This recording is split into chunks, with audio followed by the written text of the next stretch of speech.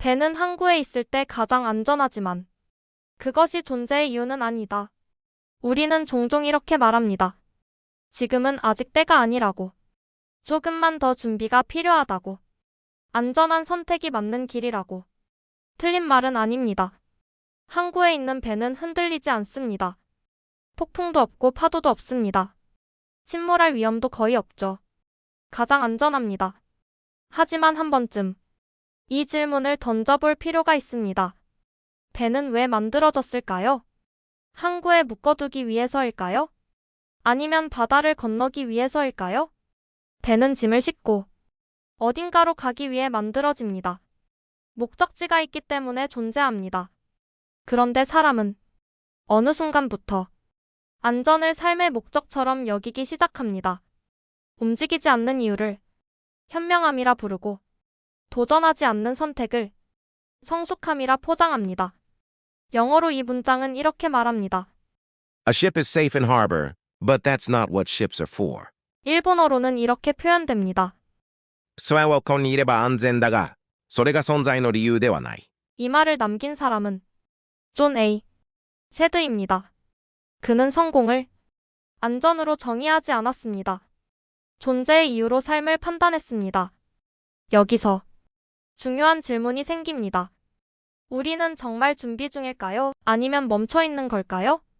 안전을 선택한 걸까요? 두려움을 선택한 걸까요? 사람은 본능적으로 위험을 피합니다. 실패를 두려워하고 비난을 꺼리고 상처받지 않으려 합니다. 그래서 이런 선택을 합니다. 도전 대신 안정, 가능성 대신 확실함, 항해 대신 정박. 문제는 안전한 선택이 항상 후회 없는 선택은 아니라는 점입니다. 실제 이야기를 하나 해보겠습니다. 한 사람은 10년 넘게 같은 회사에 다녔습니다. 연봉도 안정적이었고 주변에서는 부러워했습니다. 하지만 그는 매일 아침 같은 질문을 했습니다. 이게 내가 원하던 삶이었나? 그가 움직이지 못한 이유는 단 하나였습니다. 실패가 두려웠기 때문입니다. 퇴직 후 그는 이렇게 말했습니다. 가장 힘들었던 건 실패가 아니라 아무것도 시도하지 않았던 시간이었습니다. 영어로 표현하면 이렇게 됩니다. Regret often comes from not trying. 일본어로는 이렇게 말할 수 있습니다. 後悔は挑戦しなかったことから生まれる。 이 명언이 말하는 핵심은 위험을 감수하라는 말이 아닙니다. 존재의 이유를 잊지 말라는 말입니다. 배가 항구에만 머문다면 아무리 멀쩡해 보여도 이미 역할을 잃은 상태입니다. 사람도 마찬가지입니다. 배우기 위해 태어났는데 멈춰있고 움직이기 위해 태어났는데 머뭇거리고 선택하기 위해 태어났는데 타인의 시선만 계산합니다. 겉으로는 편안해 보여도 속에서는 조금씩 달아갑니다.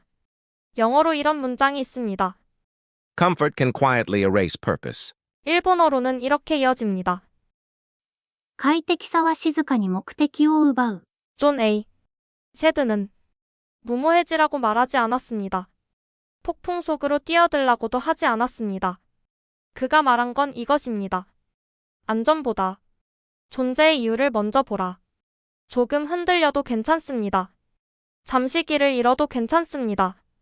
중요한 건 움직이고 있다는 사실입니다.